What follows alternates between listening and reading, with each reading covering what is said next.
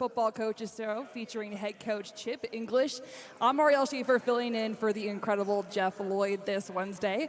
Coach, you guys have another week of practice and preparation, getting ready for another big region battle. Kind of want to head back to last Friday night. Not the outcome you wanted, but what was some positives that you saw from the crew, specifically in the fourth quarter? Well, I mean, you said it, in the fourth quarter we were able to do some stuff, and even in the first half we thought we were, we got put in a hole. We put ourselves in a hole, down 22-0, and was able to come back and make it a game. Right before the half we made it 22-16, so really felt good about going into the half. We were getting the ball coming out of the half, and so we knew that drive was important, and unfortunately we didn't come through right there. And so we battled. The team, I felt like they never gave up. They were always felt like they were going to win the game, which is what you want. You want that confidence. You want the ability to kind of go out and make plays. And, at the end of the day, we didn't make enough plays in the second half to overcome that bad deficit in the first quarter. So, point of emphasis, but really proud of the guys of how they finished the game. And, sometimes it just doesn't, it's not enough, and that's what they realized too. It's nothing's going to be a give me, especially when you play in this league. Absolutely, too. And you mentioned the region. It's like the SEC of 7A. Yeah. You have another big matchup this weekend. But heading back into that first quarter against Hillcrest, what went wrong and what did you see in order to maybe fix that this week? Well, the sequence of events, I told them I've never seen that before. They line up in a 3-by-1. Our corner does not even realize the single receivers behind them. So, they got a big 24-yard gain right there on the first play of the game. And then I was like, oh, no, we're rattled a little bit. They ended up scoring on that drive, coming back out, 3 and out. They get the ball back, score, and then on the kickoff, just crazy right. It dropped in the perfect spot. We didn't get over there in time, and the ball hit the ground. Instead of going out of bounds, it was very, very close to going out of bounds. It bounced directly back. Jonah tried to go back and recover it on the one and didn't. Gave the ball right back to him, and next thing you know, in the first 4.5 minutes, it's 21-0 or 22-0. So, just unfortunate right there. And it was like, you blink your eye and you're down. So we got to do a better job this week of making sure that we're like prepared coming out of the gate and making sure our first drive is really, really valuable. And we've done that in past games. And so, it was a little frustrating that it didn't happen that game. But guys have prepared this week, and we got to make sure, we're playing complementary football. And what I mean by that is, like, we can't go out after a long drive or a big stop and then go 3 and out. Mm-hmm. When that momentum changes, we got to find a way to keep that momentum and carry it, and we just couldn't do that Friday night. So that was a big point of emphasis this week. Mm-hmm. When you mentioned starting off a game like that with the sequence of events, obviously kids are rattled, maybe a little frustrated. Who, leadership-wise, from your seniors, maybe were captains, what was their response to maybe try to get the crew back together? Yeah, one of the guys that was hurt, our running back, R.J. Mosley, really, really kind of was really rallying the team and making sure they were staying in the game on the sideline. So he was one of those guys, and not often do you see an injured guy really trying to motivate, but he does a great job of that. Can't wait to really get back on the field. But Jonah was ready to play. Caleb Freeman came out and had a solid game. And the big thing is, like, even though we were down, it wasn't like we were startled. We still, every play, every drive, and that's the reason early in the game I went for a field goal to make it 22-3. Well, people might say, well, why'd you go for 3? Mm-hmm. Well, the situation really called for it, and so we didn't get out of our game plan, and just didn't make enough plays down the stretch. You mentioned against Spain Park a couple of weeks ago that penalties really did kill you. Did you see that maybe in the first half? Was there an improvement from that last game in that aspect? There was. There were definitely some penalties that hurt us, some unfortunate ones that, were very frustrating, and whether they were called or should have been called or not called, it doesn't really matter. The point of the matter is the flags are on the ground, and we got to do a better job of being more disciplined in what we did. Now, it was better, but we can still clean it up for sure. What have you seen from the guys up front, specifically the offensive line, through the first 3 games? Well, one, they got fight. And it doesn't mean we're overly talented. It just means we got fight. And so we got to find, the right guys in the right spots. And it's still early in the season. We're still trying to provide depth. We're still trying to grow their positions. All 5 of those guys are getting their first starts for Hoover. So they've only had 3 starts under the belt. So we still have a lot of growth to do. We still have some young guys that are developing, people don't realize we started a freshman the last 2 games on the offensive line, and that just doesn't happen very often. And so he's done a great job. His name's Braden Caribou.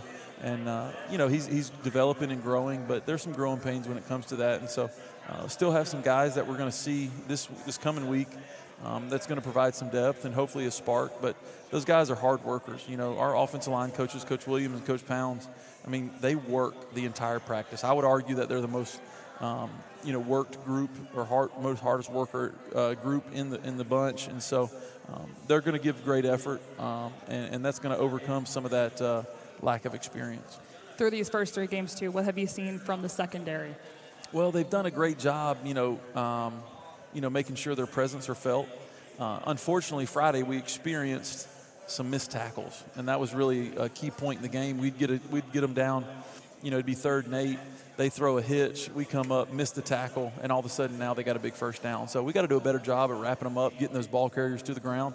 But they're flying around. Again, just like the offensive line, they're a very talented group, but they're very, very inexperienced. With only one returning starter, those guys are figuring it out. And we're still moving some guys around. And I think in the secondary, we've probably had, I want to say, 9 starters in the 3 games. So we got to find that group and hone that in and really kind of see who's going to give us the best chance to win. So those guys do a great job in their preparation. I left the field house just a minute ago, and they're still in their film. So they're doing a great job, and we still have a lot of room to grow, but they're clicking and they're finding ways. And I can tell you this: we've practiced tackling this week. You practiced tackling this week, obviously. With the way that Hewitt Trustful does like to attack, no doubt. Definitely, it's going to be a good idea with that one. You like to, on Sundays, really watch the film. Watching the game back on Friday, we mentioned a couple of things that you've noticed, but what was the one thing that stood out to you the most? Well, the big thing is, when you look at first downs and then you look at the situation, right? So there was multiple times on their 3rd downs they got converted, and on 3rd downs we did not. Now, that doesn't mean we didn't have success. We threw for over 200, rushed for over 100, had some good yardage, some good stats, but we just couldn't convert on 3rd downs at time, and that was frustrating. And I think that was the difference in the game. We didn't convert on 3rd down, and they did. So that's a point of emphasis every week. Today, on Wednesdays, we actually usually really work those 3rd down situations. And so, again, we look for improvement. We look for growth and finding ways to move the sticks. Mm-hmm. How would you evaluate the quarterbacks right now, your quarterback, that room, the depth?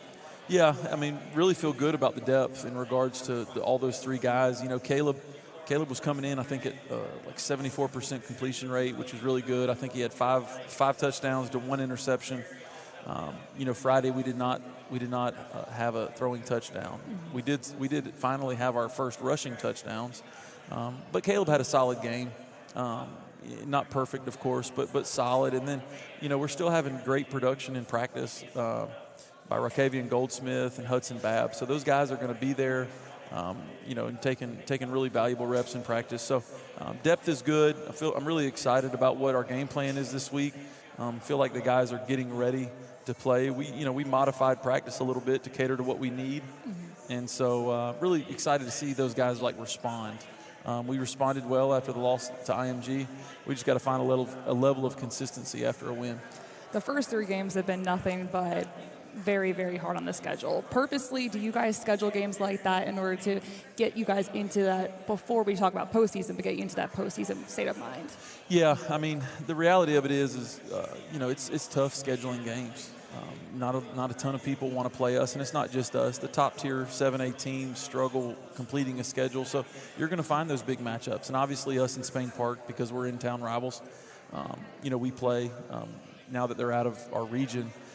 But the other ones, we look at Parker, you look at Spain Park, you look at IMG, you're talking about the top 5 in the country, top 5 in the state in 6A, or 2 top 5s and 1 state champion. So it doesn't get any easier. And so we expect that every week. Our guys are going to be prepared, and they're going to be put in tough situations. So that's definitely a contributing factor, and I think in long-term success. Mm-hmm. We hit on it a little bit earlier with the way the region is set up. There's been so many people have called it the SEC of 7A. Yeah. How tough is playing in that region day in and day out? Well, there's a lot of different levels to that. So if you look at it, right, not only do they have incredible players for every single team, there's not a team in our region that's not sending somebody to the SEC or to the ACC or, Power 4.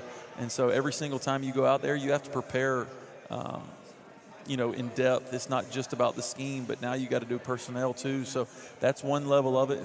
And two, the coaching. There's high-level coaching in our region, in other regions too. But every week we go out, we have to prepare. If we don't fit right on defense, they're going to score. If we don't take care of the ball, we're not going to get first downs or touchdowns. So it's really the basics, but at the same time, it goes to a whole nother level because, very rarely are we just going to get another team in a scheme. Mm-hmm. We're going to have to not only get them in the scheme, and it's a chess match too between our coordinators and their coordinators, finding the right play at the right time. So it's a challenge. That's what makes sports fun. It's what makes football fun. It's what makes 7A Region 3 fun. So, these guys are ready, and there's a level of excellence when it comes to playing in our region, and I think our guys are up for the challenge. I remember when we spoke to you prior to the season, this team was still trying to figure out who they were identity-wise. Yeah. Have you guys maybe figured that out yet? I think we're getting there. There's still a long ways to go, again, because, we're putting guys out there that do not have a lot of experience. And so when you do that, guys have to kind of figure it out. Young guys have to figure out, hey, how physical am I? How much do I really want to hit? How much do I really understand the game when it's happening really, really fast? And so a lot of young guys are figuring it out, but our guys, they're used to adversity, which I think brings a level of toughness. And so we didn't play like that Friday. We didn't play incredibly tough or physical, and we got to find ways to do that. And I think the guys are up for it. But we want to be smart. We want to be high flying, if you will. And what I mean by that is our guys love making plays, and so they want to be playmakers. But there's a balance there where you have to make plays, the big plays, but you also got to make the little plays too. And I think if you concentrate on the little plays, the big plays will take care of themselves. And so our guys have that mentality. I think, if nothing else, these first couple weeks have really humbled us a little bit and made us think, hey, it's going to be a dogfight every week. And so, our guys have kind of dug down. We've made it difficult in practice on purpose.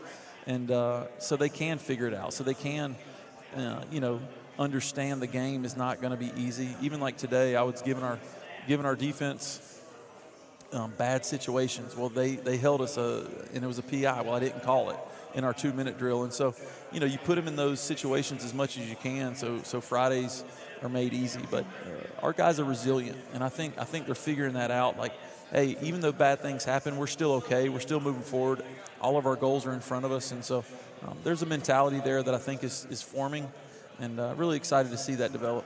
You mentioned that you can put them through situations and some bad situations and how to be able to respond. What does a typical week of practice look like for these kids? Because remember, they're student athletes as well. They have to take care of school. They're also in other clubs. Like, how do you structure your week of practice? There's a ton of time. And so what we have to do as coaches is structure the week. We bring them in on Sundays. We bring them in on Monday mornings. Typically, we have a Monday evening JV freshman game. And then on Tuesdays and Wednesdays, we lift and meet in the morning, and then we practice in the afternoons. Thursdays, we go in the morning. And you really got to manage that, like you said. And so even like study hall, right? If a guy has a low grade during their crew or during their lunch, they're in there with study hall. And we have some coaches trying to get film in odd hours, So we get them when we can. Obviously, there's a lot of responsibility when it comes to being a student athlete. And so most of our guys do a great job of making sure their academics is taken care of so we can focus on the athletics when it's time to. Is there any senior that maybe has expressed, what they want to study at the next level or something that's been very impressive that we want to spotlight tonight?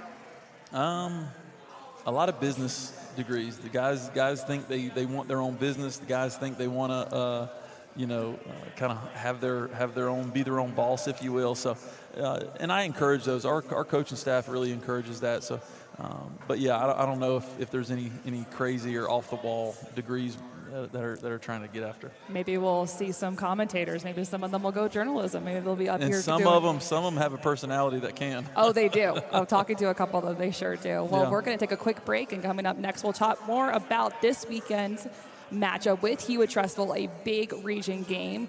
You're watching the Hoover Coaches Show featuring head coach Chip English. We'll be right back after this.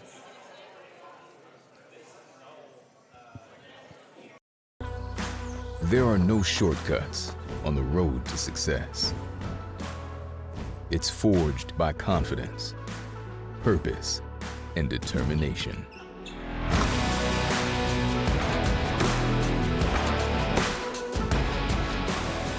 Everyone has potential.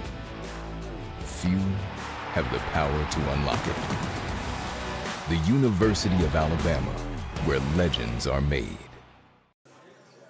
Welcome back to the Hoover Coaches Show featuring head coach Chip English. We're here at our sponsor, Beef O'Brady's, and tonight the special is Wing Wednesdays, BOGO-free boneless wings. If you guys are interested in that, I think that sounds pretty good, Coach. It does. I know they always treat me right when I come here, and I get a big basket of wings and fries. Love my styrofoam cup, so it's always a joy coming here. It's a great atmosphere. It's always packed out, but the service is always great. You get your food, so really appreciative of Beef O'Brady's and their staff to sponsor this. What is your go-to dipping sauce?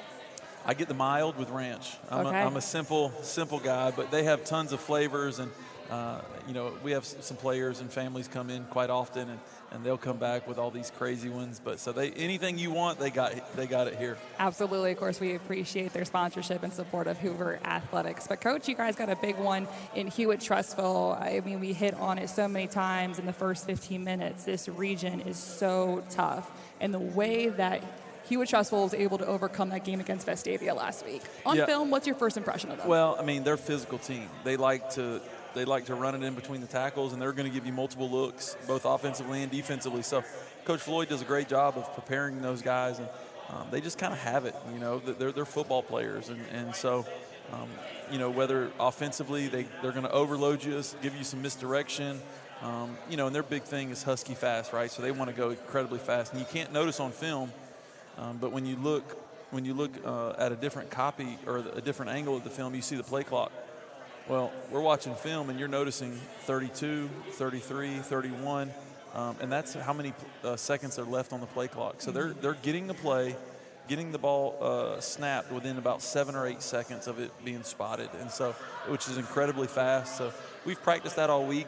I think our guys are prepared in order to get their call, their defensive call, line up and get ready to go. And then, offensively, we gotta execute, because they do what they do. They're an odd front, which means they have 3 down linemen with a lot of linebackers, and they like to bring them from different angles, but they also they're going to be very sound in what they do. So guys just got to execute. I think we have a great game plan. Coach LeBeau offensively and Coach Reeves defensively has really put a good one together this week. So I'm excited for the guys to go out and try to execute that. Yeah, how do you specifically execute on offense when they're playing so aggressive and they have so many guys in the secondary moving up and just really trying to put that pressure on you right away? Well, it's all about rules up front, right?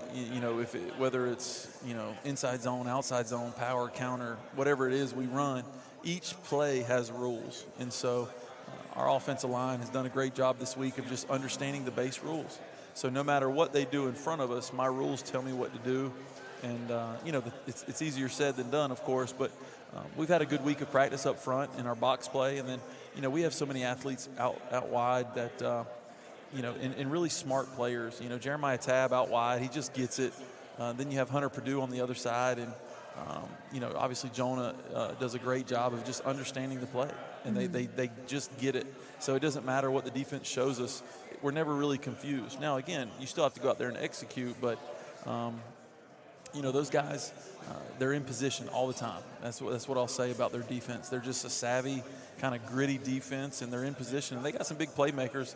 Number 4 coming off the edge, and he's playing that outside linebacker spot. And they have a couple others that can really go. So just doing our job, taking what they give us, not getting greedy.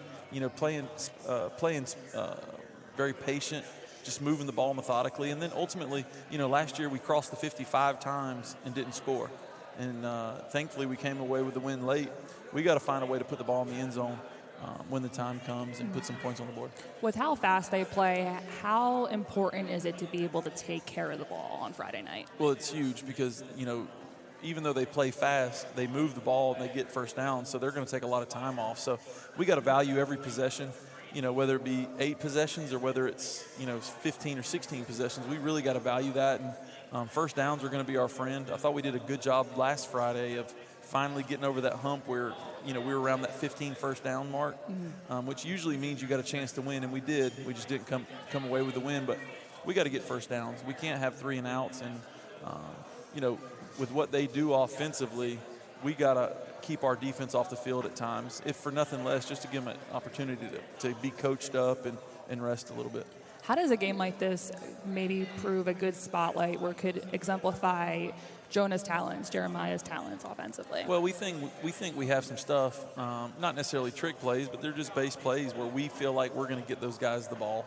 And, within the offense, with what we do, finding those guys, because our biggest job is just to get them the ball. They're going to do the rest. They're going to do what they do. So just giving those guys opportunities to touch it, and whether that be, out the wide positions or the slots, it just doesn't matter. We're going to try to make sure we're dealing the ball, and Caleb's going to do a great job of that, and I think we have a good game plan going in. What was your message to Caleb? What would be your message to Caleb before you guys run out on Friday night? Well, the big thing is playing each play, right? Whether it's good or bad, you got to get ready for the next one. You got to flush the one, whether it be a big touchdown, and he had a rushing touchdown, which was great. But now then he had to really focus back on the next series, and that's what we're not doing is quite as consistent as I think we want him to do. But focus on the play, right? Pace is important, but the play is more important, and he does a great job. I think one of his strengths is just understanding of the offense and playing with confidence, and he really does that. So I'm really proud of him, and I think we're going to need him to play big on Friday. Absolutely. You mentioned offensively, Hewitt Trustful loves to push, loves that tempo, especially with the Floyd brothers too. Defensively, how do you prepare for something like that? Did you change maybe some different things in practice to prepare your guys? Yeah, and listen, each week you try to cater to what they do, and we made a big emphasis this week on our scout team of really getting into position, understanding what's being asked of them, because the offense that they run, not to say that it's easy, but it's not like some weird, funky offense. It's like line up, do this, and go. And so what we try to do, especially to kind of mimic their pace, we'll have 2 huddles. So one huddle will go while the other huddle is getting the play, the scout team getting the play, so it's rapid fire, just to try to simulate that. And you never really can simulate the speed, but we want our defense to play fast and not think so much. So that's a good way for us to really try to mimic as much as possible how fast they go. You mentioned how important the scout team is. Does that build some sense of team camaraderie? Because everyone is important in order to get this win. Well, and that's the big thing we talked about. Like, the value isn't, there's a lot of guys that bring value that's not on the field on Fridays. And whether it be in scout, Indy, holding a pad, flying a drone, it doesn't matter. Guys bring value in different ways, and we try to put that emphasis. And I told them, I was like, guys, if you're not going to bring value to the team in practice, you're not dressing Friday, right? I'll dress as many as I can as long as you're contributing and you care. And our guys have done a great job of that this week, of really trying to taking that to heart and trying to give our starters the best look that they can. Your specialists, too, have been pretty solid throughout the first 3 weeks. How big are they going to be on Friday? Well, one, Lincoln Anderson, just his time getting the ball back there is just incredible. So he really helps us out with all that, whether it be on PAT field goal or on punt. So it starts with him getting the ball back there. But then, Grant Morrison, our punter, does a great job of really just changing field positions. He didn't have as good a game last game, but he still had some really solid punts. And so the reality of it is we're going to have to punt some Friday. Even though we don't want to, there's going to be some punts. So he's going to really drive it and try to change the field direction. And then, Grant's going to kick it some on the kickoff, and it could be Steele Witchy, it could be James Bryant. So when we have the opportunity to kick the ball, we take that very seriously, and we show that with our time in practice. And so I feel like we've had a great week. We're going to polish some stuff up tomorrow morning in prep for the game. For the past 30 minutes, we've mentioned everything these kids have been able to do and their improvements and what they have learned. Through the first 3 games, you as a head coach, what have you learned about maybe yourself and this team, and what's some things that you as a coach would like to improve on? Yeah, well, the biggest thing is each year is really, really different. And so it doesn't necessarily change your core beliefs or your values or what you try to do. But each year it is a little bit different. And so what we try to do is I try to practice what I preach, right? So, we woke up on Saturday and I had to look myself in the mirror and say, what can I do to help our football team? And so I think our coaching staff kind of has that mentality as well. So we went in on Sunday. All right, we still believe we can do this, this, and this. How do we make sure we relay it to the kids in a way that they understand? Because it doesn't matter what we know. It's a matter of what the kids know, because they have to do the playing. And so, it's just like a good teacher. You try to have habits and things that you believe in, but don't be afraid to try new things or modify what you do to make sure you're getting your point across to the guys. What are a couple major keys? I know we mentioned specific ones on offense and defense, but if you had one takeaway heading into this one, what would it be? Well, one, we have to tackle, and I think we have to create some turnovers. I think we have to steal some possessions from them and limit some drives that they have defensively. And then offensively, I felt like we've taken care of the ball really well. We got to find a way to continue drives on third down. That's the big thing. So third down offensively, defensively, we have to tackle and create some turnovers. Student section-wise, I know at the Met, I've been there multiple times. Y'all student section's great. Hewitt-Trustville does travel. How big is that creating that home environment going to be for you guys for that home field advantage? It's important. Our fans and especially our students do a great job each week of packing it out, and they're rowdy, and they get it going and run their mouth, and they do all this stuff. But that's part of high school, right? So, obviously the game is about football, and we focus on that, and we let the fans have fun and do their deal in the stands. But, our city is great, and they support us so well, and it shows every Friday night when we fill the stands in the Met. And so excited for not only our players but our student body as well. Pre-game meal for you? Well, it's Moe's Barbecue, right? Okay. And they do a great job every single week, and they mix it up, right? It could be hamburger steak, it could be turkey, smoked turkey, which is personally my favorite. Okay. And then we also have some chicken. So they like to mix it up, but some salad, something green, something starchy, something protein-wise. But yeah, our boosters and our operations guy, he does a great job. They take care of us so well, but yeah, it's good. Every Friday, it's really good. We try to eat about 3.5 hours before kickoff, and that's like the sweet spot for us. All right. Do you have like a pregame song or something that you do listen to before you head out? I don't. My mind is going so fast, I can't even think of music. So a lot of times, the guys will be kind of loose and bouncing around, and I'm running through stuff. So I don't necessarily have that pregame song. I see so many of the kids walk out with their headphones on. They're like just bebopping around. Yeah. And you're just too busy. You're talking to media and doing all that pregame stuff as well. Well, Coach, we wish you nothing but the best of luck in order to get, another win on your y'all's belt in order to get to that 500 mark for sure heading into the first month. Yeah. But yeah, Hewitt-Trustville and Hoover Bucks this Friday night at the Hoover Met. Kickoff is slated for 7 p.m. This has been another edition of the Hoover Coaches Show featuring head coach Chip English. I'm Arielle Schaefer. Thanks so much for tuning in. And also thank you so much to our sponsor, Beef O'Brady's, for hosting us and also being a proud partner of Hoover Athletics. Before we let you go, we're going to let you guys see some of the highlights from last week's game against Hillcrest. Take a listen. Go Bucks. 1, 2, 3.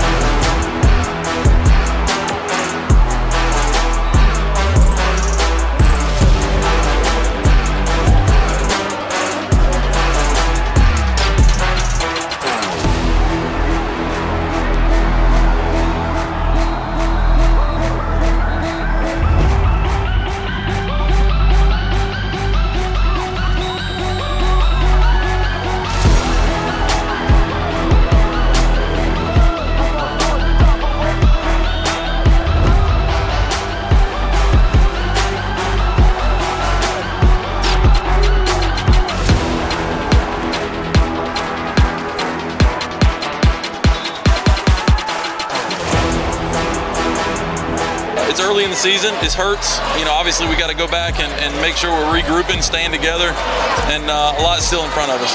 It's not all over. It's not gloom and doom. Do we play bad? Sure, at times, but everything's still in front of us, and it's how we react to this is going to tell us a lot about our team.